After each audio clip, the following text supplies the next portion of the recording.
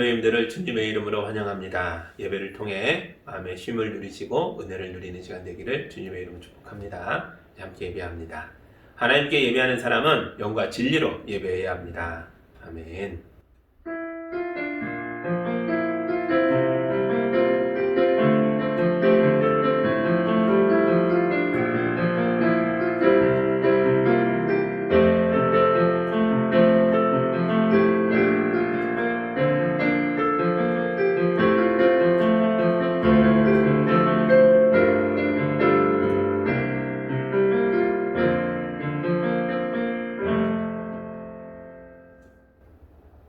우리의 피난처가 되시는 하나님 아버지, 지난 한 주간도 우리를 눈동자처럼 지켜주셨다가 사순절 첫 주일 예배를 드리게 하시니 감사합니다. 우리가 세상에서 물 없는 사막을 건너는 여행자처럼 살았습니다. 우리가 목마른 사슴처럼 갈급한 마음으로 주님의 은혜를 사모합니다. 주여, 이 자리에 임하셔서 주님의 사랑을 넘치도록 채워 주시옵소서. 예수님 이름으로 기도합니다. 아멘. 찬송가 44장 함께합니다.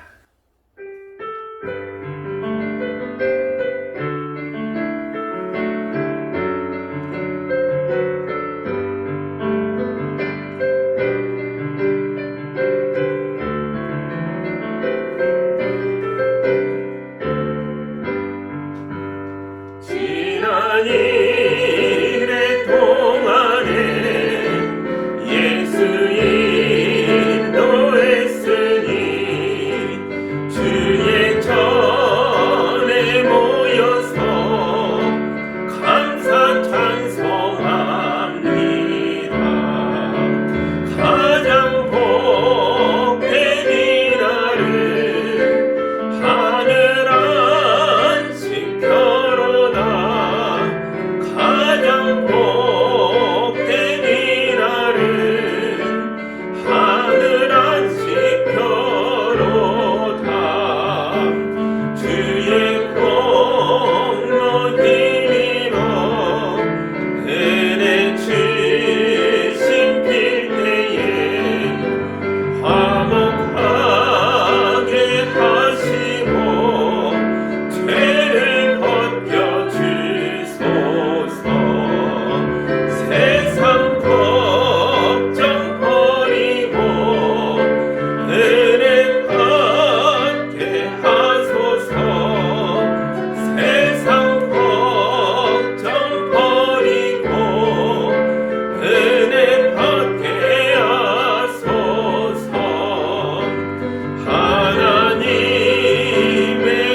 이름을 찬송하러 왔으니 모인 주에 계시고 영광 나타내소서. 기쁜 하늘 잔치에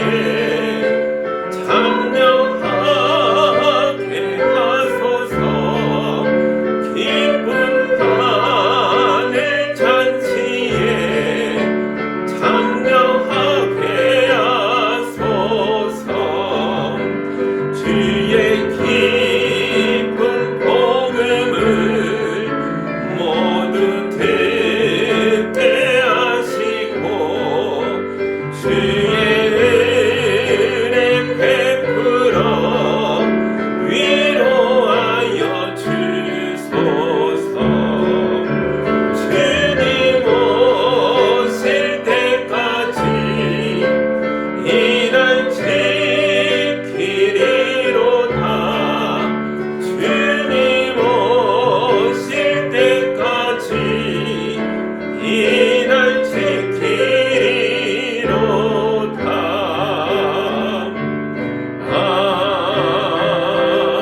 아멘.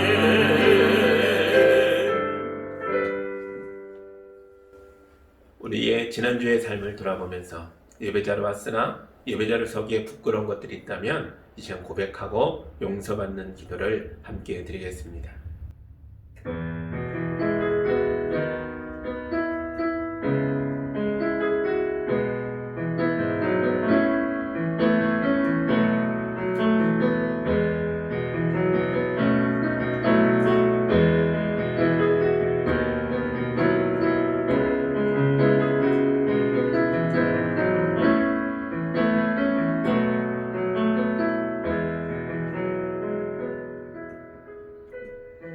주님, 우리는 예수님을 사랑하는 사람들입니다.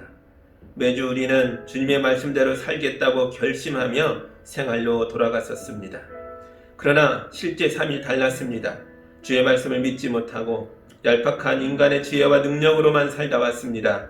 성령의 인도하심을 거절하고 나의 욕정의 소리에 더 많이 끌려다녔습니다.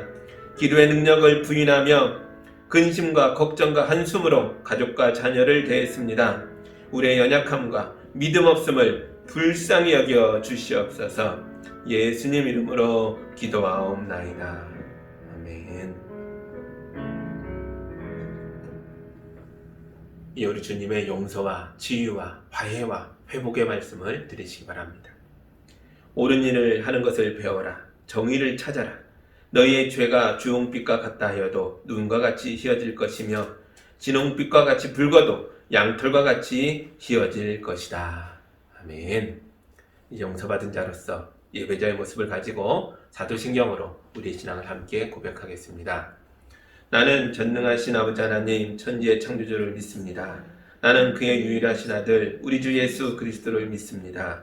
그는 성령으로 잉태되어 동정녀 마리아에게서 나시고 본디오 빌라도에게 고난을 받아 십자가에 못 박혀 죽으시고 장사된 지 사흘 만에 죽은 자 가운데서 다시 살아나셨으며 하늘에 오르시어 전능하신 아버지 하나님 우편에 앉아 계시다가 거기로부터 살아있는 자와 죽은 자를 심판하러 오십니다. 나는 성령을 믿으며 거룩한 공교회와 성도의 교제와 죄를 용서받는 것과 몸의 부활과 영생을 믿습니다. 아멘. 찬송가 337장 함께 하겠습니다.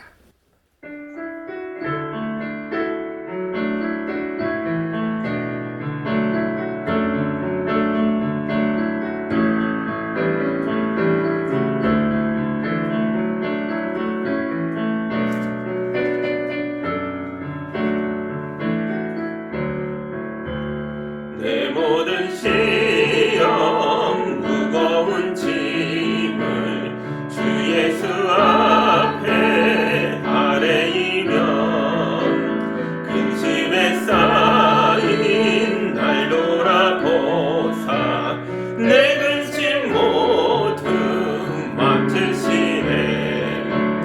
무거운 짐을 다 올려지고 견디다 못해 쓰러질 때 불쌍히 여겨 구원의 주님 은혜의 주님 오직 예수. 내 모든 괴로움 닥치는 환난 주 예수 앞에 아뢰이면 주께서 친히 날 구해 주사 넓으신 사랑 베푸시네. 무거운 짐을 다 올려지고 견디다 못해 쓰러질 때 불쌍히 여겨 구원의 주님 은혜의 주님 오직 예수. 내 짐이 점점 무거워질 때 주 예수 앞에 아뢰이면 주께서 친히 날 구해 주사 내 대신 짐을 져주시네. 무거운 짐을 나 올려지고 견디다 못해 쓰러질 때 불쌍히 여겨 구원의 주님 은혜의 주님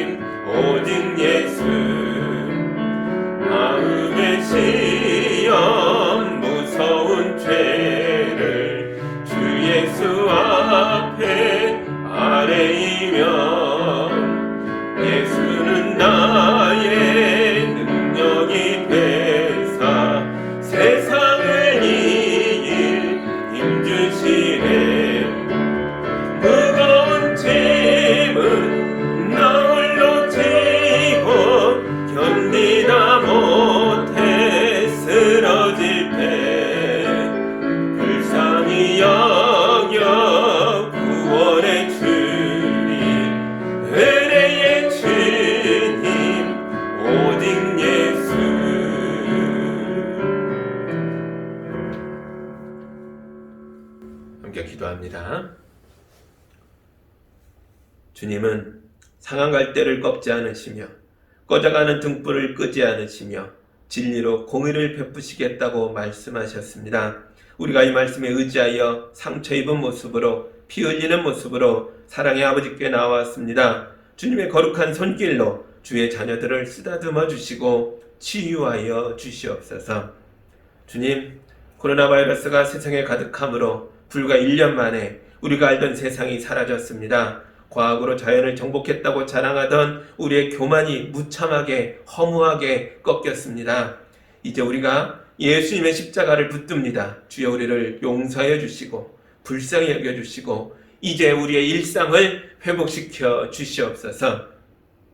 아이들이 학교를 다니게 하여 주시옵소서. 어른들이 직장에 나가 일할 수 있게 하여 주시옵소서. 여행이 회복되고 나라와 나라 사이를 바쁘게 다니는 무역이 살아나게 하여 주시옵소서. 몸이 아픈 분들도 두려움 없이 세상에 나와 활보할 수 있게 하여 주시고 열반 어르신들도 담대하게 서로 껴안고 함께 웃으며 이야기꽃을 피우는 세상을 살 수 있도록 인도하여 주시옵소서. 주의 말씀을 들을 때 이 말씀이 우리 가슴에 깊이 박히게 하셔서 과거의 땅의 문화를 극복하고 하나님 나라의 가치와 은혜와 사랑을 우리 가족과 이웃들 속에 심는 거룩한 제자의 삶을 살 수 있도록 인도하여 주시옵소서. 주님, 우리가 가정마다 지금 영상으로 예배하는 분들이 있습니다. 이 시간 영상으로 예배하는 모두에게 성령으로 임하여 주셔서 하늘의 복과 위로로 채워 주시옵소서. 예수님 이름으로 기도하옵나이다. 아멘.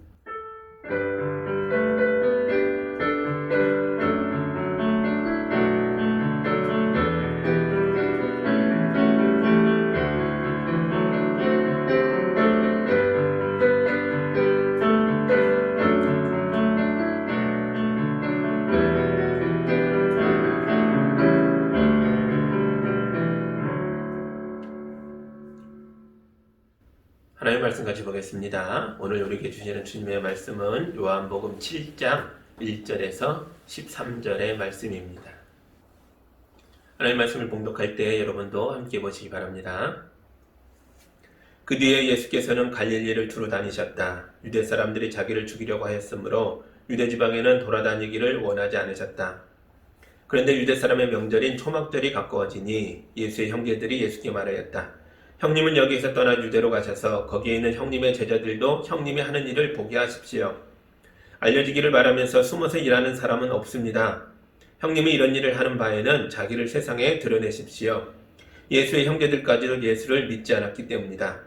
예수께서 그들에게 말씀하셨다. 내 때는 아직 오지 않았다. 그러나 너희의 때는 언제나 마련되어 있다. 세상이 너희를 미워할 수 없다. 그러나 세상은 나를 미워한다. 그것은 내가 세상을 보고서 그 하는 일들이 악하다고 증언하기 때문이다. 너희는 명절을 지키러 올라가거라. 나는 아직 내 때가 차지 않았으므로 이번 명절에는 올라가지 않겠다. 이렇게 그들에게 말씀하시고 예수께서는 갈릴리에 그냥 머물러 계셨다. 그러나 예수의 형제들이 명절을 지키러 올라간 뒤에 예수께서도 아무도 모르게 올라가셨다. 명절에 유대 사람들이 예수를 찾으면서 물었다. 그 사람이 어디에 있어? 무리 가운데서는 예수를 두고 말들이 많았다. 더러는 그를 좋은 사람이라고 말하고 더러는 무리를 미혹하는 사람이라고 말하였다. 그러나 유대 사람들이 무서워서 예수에 대하여 드러내놓고 말하는 사람은 아무도 없었다. 아멘. 잠깐 기도합니다.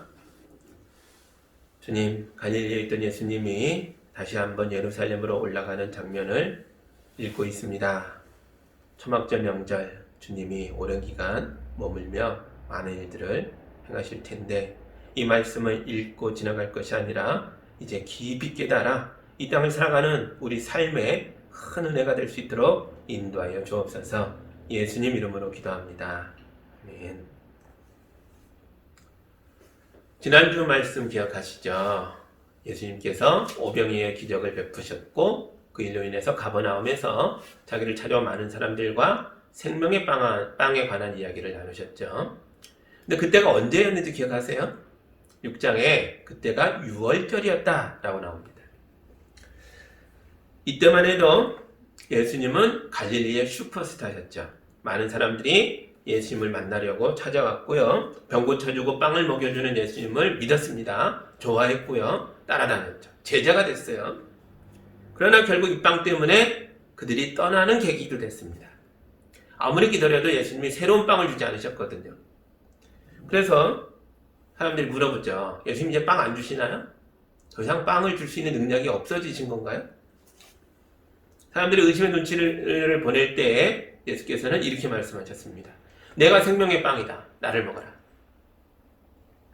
이제 사람들이 둘로 쫙 갈렸죠. 다수의 사람들은 우리에게 줄 빵이 없구나. 우리가 원하던 빵은 더 이상 없네. 그러면서 떠났고요. 아주 일부, 아주 소수, 불과 12명만 예수님 곁에 남았죠.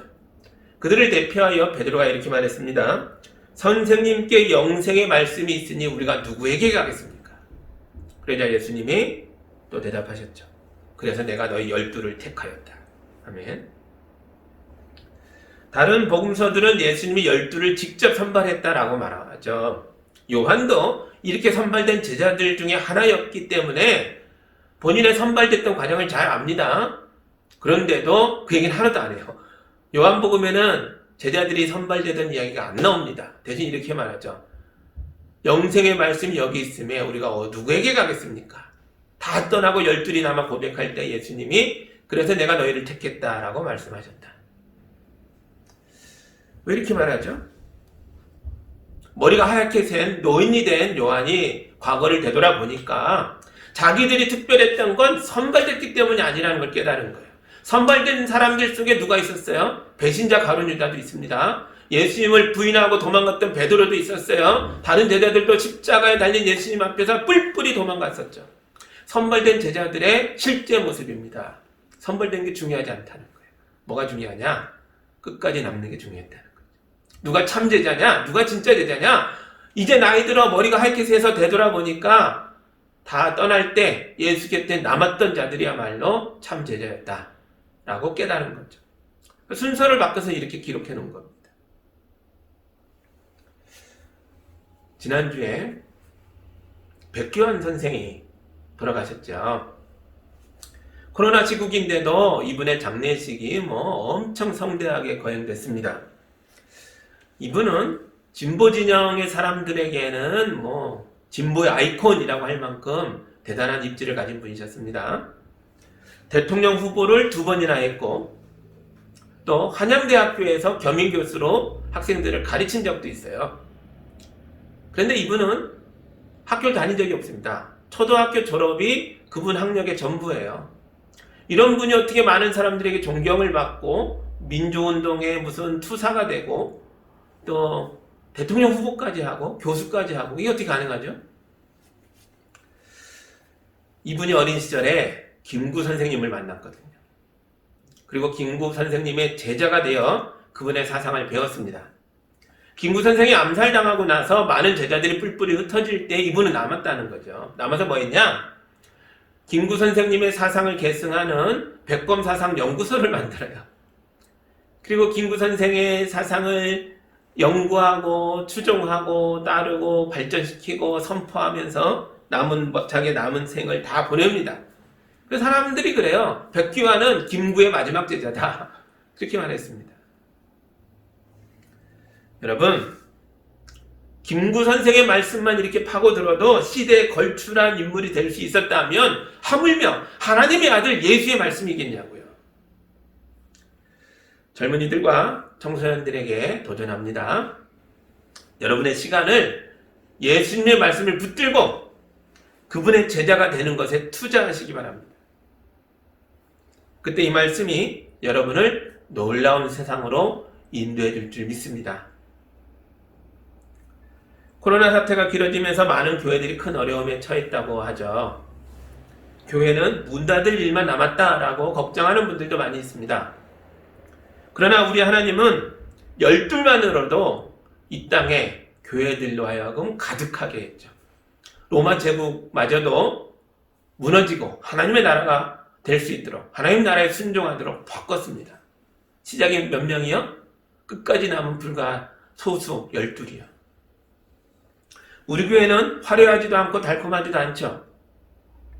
그러나 우리 교회는 생명의 빵이며 영생의 말씀이신 예수님을 전하는 교회인 줄 믿습니다. 이게 중요한 거죠. 이런 교회는 결코 문을 닫지 않습니다.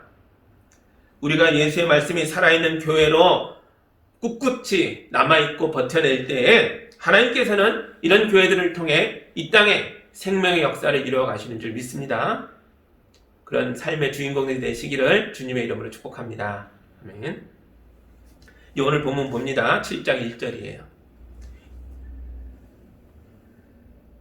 그 뒤에 예수께서는 갈릴리를 두루 다니셨다. 유대 사람들이 자기를 죽이려고 하였으므로 유대 지방에는 돌아다니기를 원하지 않으셨다. 아멘. 6월절은 봄이고 이제 예수님이 다시 등장한 7장은요 초막절이라고 나와요. 초막절은 가을입니다. 그러니까 6장에서 7장으로 넘어오는 동안 무려 6개월의 시간 간격이 있는데요. 요한은 이 긴 시간을 그냥 그 뒤에 예수께서는 갈릴리를 두루 다니셨다, 이 한 문장으로 압축하고 요약해버려요. 이제 뭔가 대단한 일을 기록하기 위해서 지면을 아끼고 있는 거예요. 그럼 갈릴리 활동은 중요하지 않았냐? 대단히 중요했죠. 6개월의 갈릴리 활동은 공간복음에 나옵니다. 마태복음과 마가복음과 누가복음에 자세하게 기록되어 있어요. 요한은 그걸 보라는 거예요. 이제 자기는 다른 걸 얘기할 테니까 예수님의 예루살렘 활동을 얘기하려고 하는 거예요. 예수님은 지난 6개월 동안 갈릴리를 두루 다니실 뿐 유대지방으로는 얼씬도 하지 않으셨어요. 그 이유를 이렇게 말하죠. 유대지방 사람들, 특히 예루살렘 지도자들이 예수님을 미워했고 죽이려고 했기 때문이라고 말합니다. 이들이 왜 예수님을 죽이려고 했을까요? 그거에 대한 배경이 어디 나오죠? 5장에 나왔죠. 5장. 기억나세요? 지금부터 무려 1년 전이에요. 5장도 초막절이었죠. 초막절 명절에 예수님이 예루살렘에 들어가시는데 북문으로 들어갔다 그랬어요. 가난한 사람들이 다니는 북문으로 들어갔더니 거기에 뭐가 있었다고요? 큰 건물들이 있고 물 저장소를 보호하는 지붕이 있는 건물들, 뭐예요? 베데스다 연못이 있었죠. 쌍둥이 연못 2개가 있었는데 거기에는 많은 환자들이 누워 있었습니다. 천사가 와서 물을 동하게 할 때, 물을 흔들 때 제일 먼저 들어가면 병이 낫는다라는 미신이 퍼져 있었거든요. 그 물이 흔들리기만 기다리는 거예요. 그때 예수님이 그 많은 사람들 중에 38년 된 병자에게 물어봐요. 병이 낫고자 하느냐? 네가 병 고치길 원하느냐? 그 사람이 말합니다. 주님, 물이 움직일 때에 아무도 나를 물에 데려다 주는 사람이 없어요. 이 불편한 마음으로 기어가다 보면 난 꼴찌입니다. 못 들어가요. 예수님 또 말씀하세요. 일어나라. 너의 자리를 들고 걸어가라. 그때 병 고쳐진 이 사람이 놀랬죠. 벌떡 일어나서 아파 누워있던 자기 돗자리를 불러매고 걸어갑니다. 문제가 뭐예요? 이날이 안식일이었다는 거죠. 유대 지도자들이 돗자리를 메고 걸어가는 이 사람 붙들고 안식일날 뭐 하는 거냐라고 따집니다. 일하지도 말아야 되고 함부로 이렇게 돌아다니도 안 되는 날 돗자리를 메고 가? 넌 뭐냐? 그때 이 사람이 말하죠. 그때 몰랐다가 나중에 예수가 자기를 고쳐준 걸 알고 고발합니다. 예수께서 시켰다. 그래서 이 화살이 예수님께 왔죠. 유대 지도자들과 예수님 사이에 다툼이 일어나죠. 유대 지도자들은 예수께서 안식일에 병을 고쳤을 뿐만 아니라 병 나은 사람에게 돗자리를 들고 걸어가라 일까지 시켰다는 것 때문에 따질 때 예수님이 이렇게 말씀하십니다. 아버지께서 일하시니 나도 일합니다. 나는 내 뜻대로 행하는 것이 아니라 아버지의 뜻을 실천하는 사람입니다. 이 말에 유대 지도자들의 소위 뚜껑이 열렸다 그랬죠. 너무너무 열받아서 예수님을 미워하는 수준을 넘어 죽이고자 했다라고 나옵니다. 왜요? 감히 인간 예수가 하나님을 아버지라 부르며 나는 아버지와 똑같이 말하고 행동하는 사람이다 라고 말씀하심으로 하나님과 동등된 존재로 말했기 때문이죠. 신성모독이라고 생각한 거예요. 5장 18절에 이렇게 나오죠. 유대 사람들은 이 말씀 때문에 더욱더 예수를 죽이려고 하였다. 그것은 예수께서 안식일을 범하셨을 뿐만 아니라 하나님을 자기 아버지라고 불러서 자기를 하나님과 동등된 위치에 놓으셨기 때문이다. 이 사건 이후로 예수님은 갈릴리 지역만 돌아다니며 유대 지역에는 가지도 않으신 거예요. 무서워서가 아닙니다. 때가 아니었기 때문이에요. 무슨 때요? 지금 사순절 기간이죠? 십자가의 고난을 겪고 죽고 부활하는 역사가 이루어질 때, 아직 그때가 아닌 거죠. 예수님은 아버지의 일을 하기 위해 오신 분이에요. 하나님의 뜻을 실천하려고 오신 분이에요. 하나님의 시간, 하나님의 때에 맞춰서 살고 계세요. 아직은 때가 아니기에 하나님의 시간을 기다리며 갈릴리에서 본인의 일을 하시는 거예요. 아픈 사람 고치고, 배고픈 사람 먹이고, 무너진 사람 일으켜 세우면서 하나님 나라의 희망을 선포하고 보여주는 일을 하고 계십니다. 그런데 예수 곁에 이런 모습을 보면서 짜증을 내고 조바심을 내고 안달복달하는 그런 사람들이 있었어요. 2절에서 4절 보시죠. 그런데 유대 사람의 명절인 초막절이 가까워지니 예수의 형제들이 예수께 말하였다. 형님은 여기에서 떠나 유대로 가셔서 거기에 있는 형님의 제자들도 형님이 하는 일을 보게 하십시오. 알려지기를 바라면서 숨어서 일하는 사람은 없습니다. 형님이 이런 일을 하는 바에는 자기를 세상에 드러내십시오. 예수님은 동생들이 많아요. 성경에만 해도 남자 동생 이름 4명이 나오죠. 그리고 이름이 없이 등장하지만 누이들도 있었다라고 나오죠. 이 사람들이 누구예요? 요셉과 마리아의 자녀들이죠. 이 예수님의 동생들이 지금 조바심을 내며 답답해하는 거예요.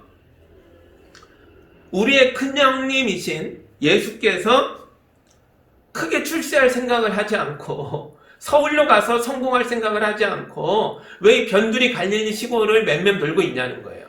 예수님은 능력이 있어요. 기적을 행하세요. 말씀을 하면 사람들이 감동을 받아요. 정말 대단한 사람인데 이런 큰형님이 크게 출세하면 우리들도 덕을 볼 텐데 왜 안 가냐는 거죠. 큰 물로 가야 되는데. 더군다나 6장에 무슨 일이 있었어요? 예수님을 추종했던 많은 제자들이 떠나버렸어요.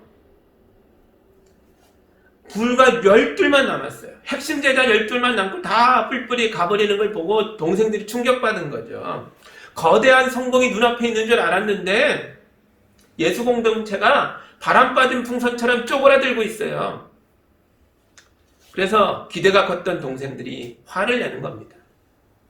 예수 형, 이런 시골 총구석에 처박혀 있지 말고 예루살렘으로 가. 서울로 올라가. 형은 능력이 있잖아. 기적을 행하잖아. 넓은 세상 가서 크게 성공하라고 이렇게 예수님을 부추기고 있어요. 이 뒤에 빠진 말이 있죠. 성경에는 안 써있지만 빠진 말이 있어요. 그게 뭡니까? 그래야 우리도 좋지. 이 말이 빠져 있는 거예요. 요한복음은 이걸 이렇게 표현합니다. 5절 보시죠. 예수의 형제들까지도 예수를 믿지 않았기 때문이다. 물론 이 형제들이 나중에 예수님을 믿습니다. 사도행전에 가면 예수님의 동생들이 교회에 큰 역할들을 해요. 그러나 지금은 요한이 이걸 모르는 게 아니에요. 그러나 지금은 동생들조차 예수를 믿지 않았다라고 말해요. 예수님을 부추기고 있는 이 행동은 예수님을 좋아하고 사랑하고 따르는 동생들이지만 그럼에도 불구하고 이거는 믿음이 없는 행위였다는 거예요. 뭘 몰라요? 뭘 믿지 못했어요? 예수님은 하나님의 아들이시며 하나님의 뜻을 행하러 왔으며 죄인을 용서하고 구원하기 위하여 십자가에서 죽어야 할 분이라는 걸 믿지 않는 거예요. 뭘 못 믿어요? 예수께서 선포하신 것. 나는 생명의 빵이다. 나는 너의 먹거리가 되기 위하여 왔다. 이걸 믿지 않는 거예요. 그러면 안 된다는 거예요. 누구들처럼요. 예수님을 떠났던 다른 제자들처럼 동생들도 요구하는 거예요. 세상의 왕이 되십시오. 승리자가 되십시오. 정복자가 되십시오. 인기 있는 사람이 되십시오. 기적을 행하셔서 사람들을 끌어들이십시오. 그래야 우리도 덕 좀 보죠. 이건 믿음의 말이 아니었다는 거예요. 사실 우리도 이런 유혹을 많이 받습니다. 우리 교회 부흥을 위해서 뭘 하면 좋을까요? 제 안에도 이런 유혹이 있어요. 우리 교회가 약하면 목사라도 유명해지면 좋지 않을까? 그런 생각이 듭니다. 김요한 목사는 참 대단하더라. 설교 잘하더라. 기도하면 기적이 일어나더라. 소설 쓴다는데 재밌더라. 베스트셀러 되고 유튜브에 나오고 방송에 출연하고 신문에 얼굴이 대문짝하게 나와서 예수향기 교회 이름이 드러나면 좀 부흥이 될까? 그런 욕망이 제 안에 있죠. 그래서 그걸 해볼까요? 우리 교회를 자랑하기 위해서, 많은 사람들에게 선포하기 위해서, 유명하게 만들기 위해서 뭘 하면 좋을까요? 신문에 낼까요? 방송에 나갈까요? 연예인을 불러다가 뭔가를 해볼까요? 필요하면 해야죠. 그런데 동생들이 모르는 게 하나 있었죠. 이게 뭐였습니까? 많은 제자들이 예수님을 떠난 건 예수님이 자기를 감췄기 때문이 아니었죠. 그럼요. 예수님이 분명하게 자기를 드러냈기 때문이요. 내가 생명의 빵이다. 성경에는 요한복음은 에고에이미, 내가 무엇이다 라고 말하는 장면이 7번 나오는데 그 중에 첫 번째였어요. 나는 생명의 빵이다. 자기를 아주 분명하게 드러내셨기 때문에 사람들이 떠난 겁니다. 예수가 어떤 존재인가 그 정체를 꿰뚫는 순간 사람들은 떠난다고요. 감춰졌기 때문이 아니에요. 드러냈기 때문이죠. 그렇지 않은가요? 맞죠? 우리 예수님은 성공하려고 이 땅에 오신 게 아니에요. 인기 끌려고 오신 게 아니에요. 예수님은 하나님의 일을 하려고 오셨습니다. 아버지께서 일하시니 나도 일한다. 나는 아버지의 뜻을 행하려 왔다. 이 선언 때문에 유대 지도자들에게 미움을 받았고 살해 위협을 느끼셨죠. 이게 예수께서 이 땅을 살아가는 원칙이십니다. 교회는 예수의 몸이죠. 이 땅에 교회가 존재하는 이유는 우리 교회의 몸집을 키우는 데 있지 않습니다. 사람을 늘리고 예산을 늘리고 건물을 키워가는 게 우리의 목적이 아니죠. 우리의 목표는 이 땅에서 하나님의 일을 하는 것이고 이 땅에서 죽어가는 사람들을 살리는 일을 하는 것입니다. 예수께서 하신 일을 우리도 하는 거죠. 동생들이 보채지 않아도 예수님은 하나님의 때가 되면, 하나님의 시간이 되면 예루살렘에 가실 거예요. 보채서 가는 게 아니죠. 때가 되면 가실 거예요. 6절 보시죠. 예수께서 그들에게 말씀하셨다. 내 때는 아직 오지 않았다. 그러나 너희의 때는 언제나 마련되어 있다. 아멘. 이 말씀은 절대로 예루살렘에 가지 않을 거야 그런 말이 아니에요. 때가 되면 가겠다라는 뜻이에요. 그래서 동생들은 예루살렘에 올라갔고 예수님은 갈릴리에 남았습니다. 그런데 사실은 예루살렘에 가세요. 10절, 뒤로 간 10절 보시죠. 그러나 예수의 형제들이 명절을 지키러 올라간 뒤에 예수께서도 아무도 모르게 올라가셨다. 아멘. 가셨죠? 올라가셨어요. 동생들이 부추길 땐 안 가. 때가 아니야 그러셨는데 동생들이 먼저 간 다음에 조용히 은밀하게 아무도 모르게 가셨어요. 이 말은요, 은밀하게 가셨다, 아무도 모르게 가셨다, 이 말은 예수께서 가신 목적이 초막절 축제를 보러 가는 게 아니었다는 걸 보여주는 거예요. 축제 참석이 목적이 아니었다는 거예요.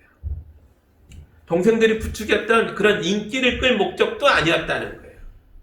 그런 목적이었다면 동생들과 함께 가야죠. 동생들이 얼마나 앞에서 나팔 불고 선전하겠어요. 근데 그 목적이 아니니까 그때는 안 가셨죠.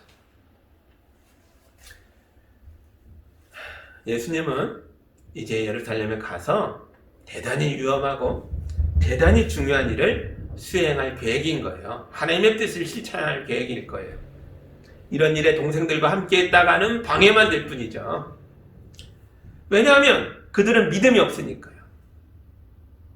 굉장히 아픈 말입니다. 우리도 이 말씀에 충격을 받고 마음에 두려움을 가져야 합니다. 우리는 예수님을 사랑하죠. 예수님을 좋아해요. 그래서 교회로 모이는 거잖아요. 이 땅에 이 교회가 이렇게 많은 이유가 뭐예요? 이렇게 많은 사람들이 예수님을 존경하고 좋아하기 때문에 교회가 이루어진 거죠. 그래서 이 많은 사람들이 정말로 예수님을 믿는 사람들이 맞을까요? 그래서 이 많은 사람들이 정말로 예수께서 하시고자 하는 일에 보탬이 되는 사람들일까요?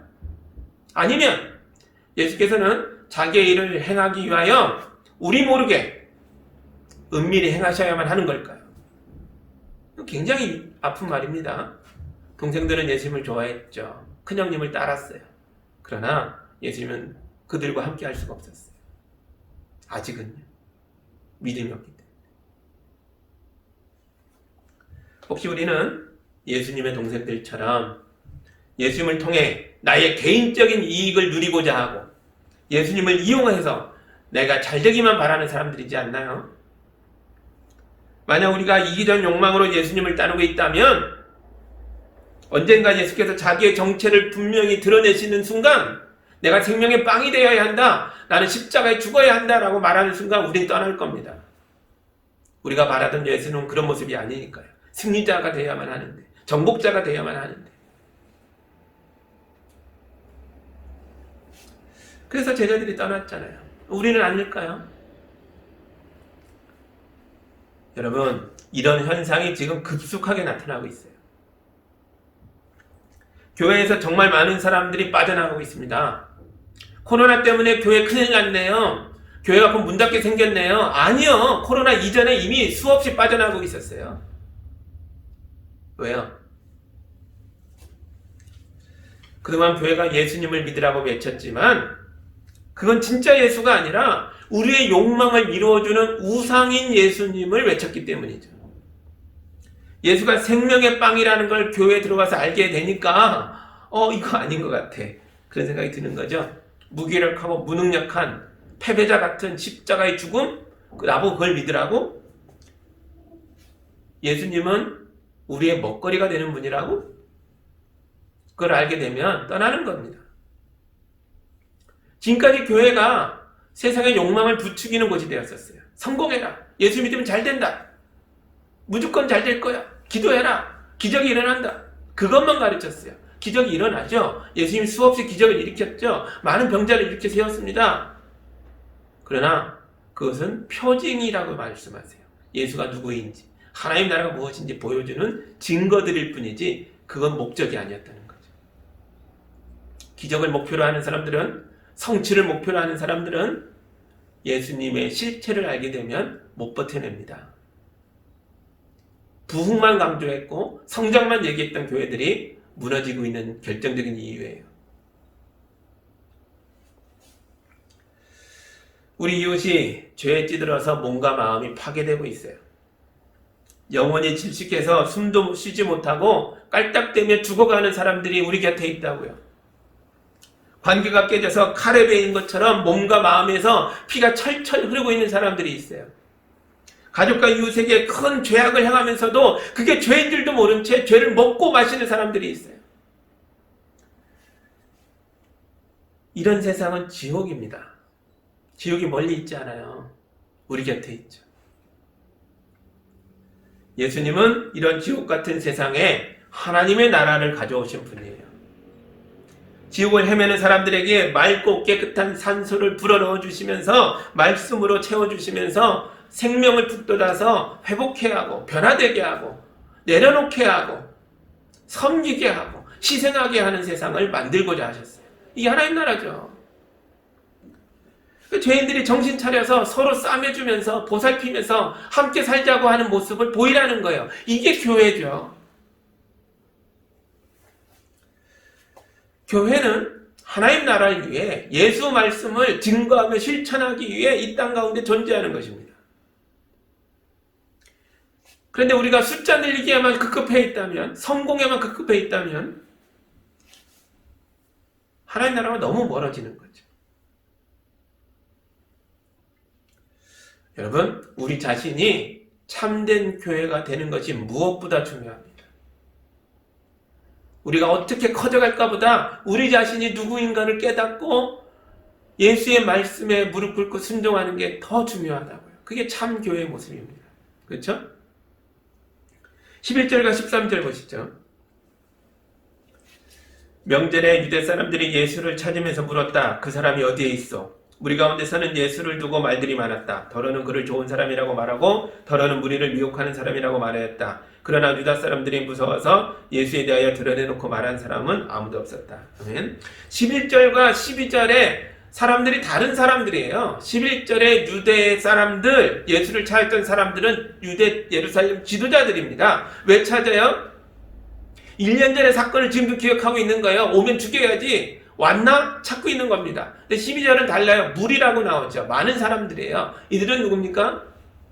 예수님에 대해 호기심을 갖고 있고 예수님에 대해서 궁금해하는 사람들이에요. 일부는 좋은 사람이라고 말하고 일부는 의심하는 사람들입니다. 그런데 12절의 무리는 침묵하고 있어요. 자기끼리만 속닥대지 크게 말하지는 않아요. 예수에 대한 관심을 드러내지 못합니다. 왜요? 13절에 얘기하잖아요. 유대 사람들이 무서워서, 두려워서, 예수님을 잡아 죽이려고 하는 이 권력자들이 무서워서 무리는 침묵하고 있어요. 이런 현장에 예수께서 들어가고 계시는 거예요. 하나님의 뜻을 실천하기 위하여 은밀하게 예루살렘으로 들어가고 계세요. 아직은 십자가가 아니에요. 지금은 초막절이죠. 십자가는 또다시 6개월 후에 6월절에 십자가의 죽음으로 가시게 될 겁니다. 지금 우리는요, 예수님 생애의 마지막 6개월의 시작 지점에 서 있는 거예요. 예수의 이름에다가 예수의 몸인 교회를 대입해 보세요. 코로나 시대를 통과하며 많은 사람들이 교회를 찾고 있습니다. 어떤 사람들은 교회를 욕하고 깨뜨리고 세상에서 지워버리고 싶어 합니다.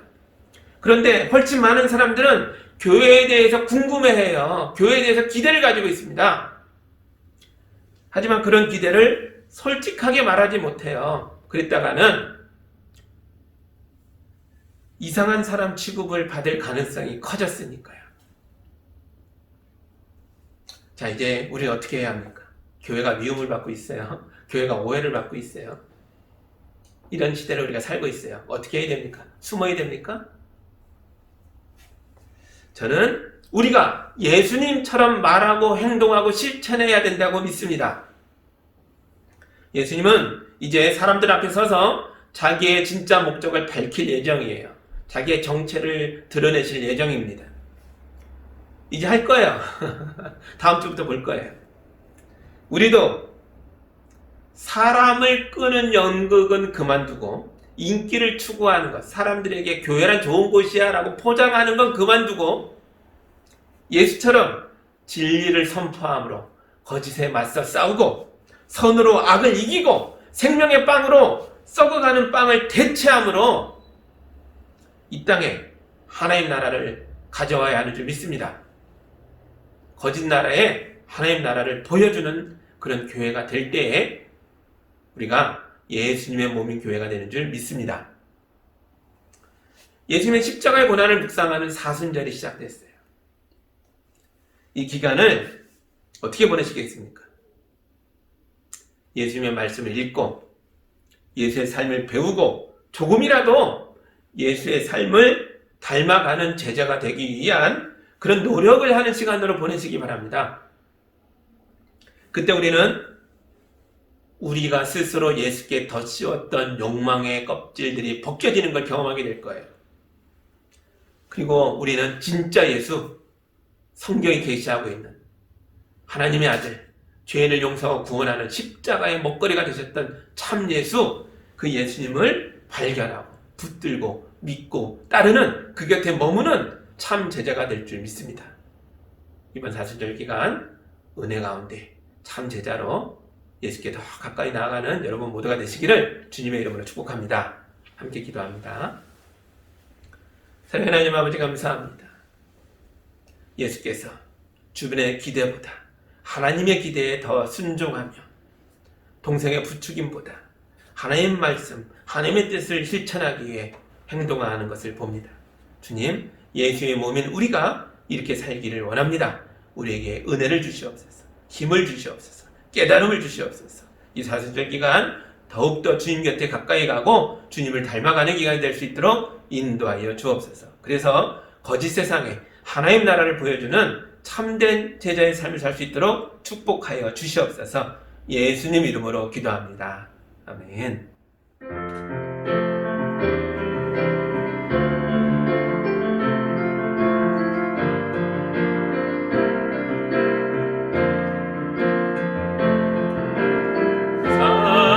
사랑의 나눔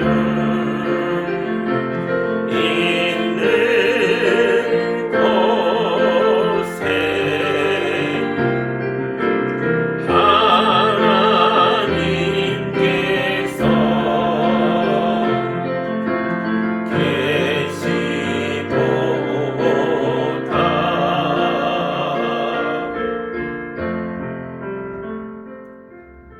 사랑하는 하나님 아버지 감사합니다. 우리가 물질의 노예가 아니라 하나님의 자녀인 줄 믿습니다. 이 물질 없이는 살 수 없으나 이 물질의 지배권을, 주인됨을 아버지께 돌려드립니다. 주님, 우리가 귀하게 드린 예물을 통해 영광 받아주시고 이 땅에 하나님의 뜻을 펼칠 수 있도록 교회를 힘있게 하여 주시며 예수의 몸인 교회를 통해 고통당하는 사람들, 피 흘리는 사람들, 죽어가는 사람들을 살리는 역사가 이루어지게 하여 주시옵소서. 하늘의 복으로 우리 성도들의 삶을 채우시고 가정에 가득가득 채우셔서 우리 성도들의 삶이 윤택해지고 새로워지고 이웃을 살려내는 능력이 충만할 수 있도록 인도하여 주옵소서. 예수님 이름으로 축복하며 기도하옵나이다. 아멘.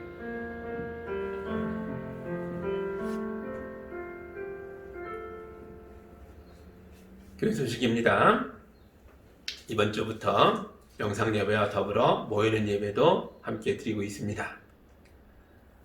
얼마나 감격스러운지 몰라요. 또 언제 문을 닫히진 않을까 두려운 마음도 있지만 두려움보다는 모이는 기쁨을 더 누리는 시간이 되길 바랍니다. 가정에서 예배하는 분들도 이 기쁨을 함께 누리시며 또 서로 왕래하고 연락하는 때를 주님 속히 주시기를 기도하며 안전한 가운데 머무실 때 주님이 인도하실 줄 믿습니다. 아멘. 말씀드린 대로 이미 사순절이 시작됐죠. 사순절 기간도 말씀을 가까이 하고 예수님께 더 가까이 가는 기간이 되길 바랍니다. 하나님의 사람 나옴을 더 잘 만들어가는 그런 귀한 시간이 되시길 바랍니다. 주님이 여러분 가운데서 일하실 줄 믿습니다. 이제 결단의 찬양 함께 힘차게 부르고 또 한 주간 힘있게 살아갑니다.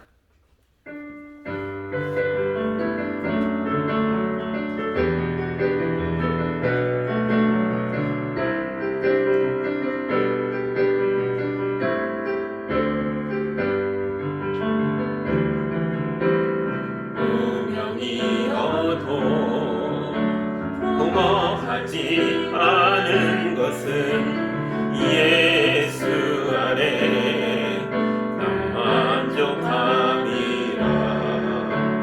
가난하여도 부족하지 않은 것은 예수 안에 오직 나는 부요함이라.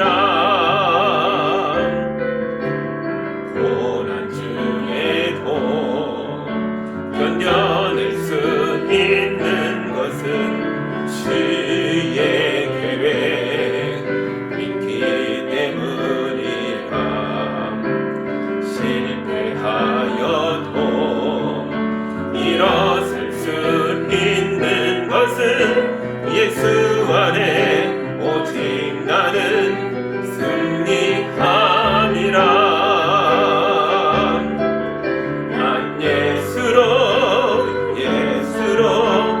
예수로 충만하네. 난 예수로 충만하네. 난 예수로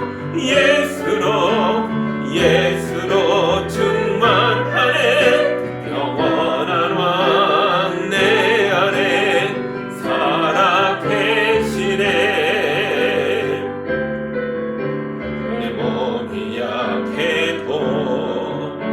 낙심하지 않는 것은 예수 안에 난 완전함이라.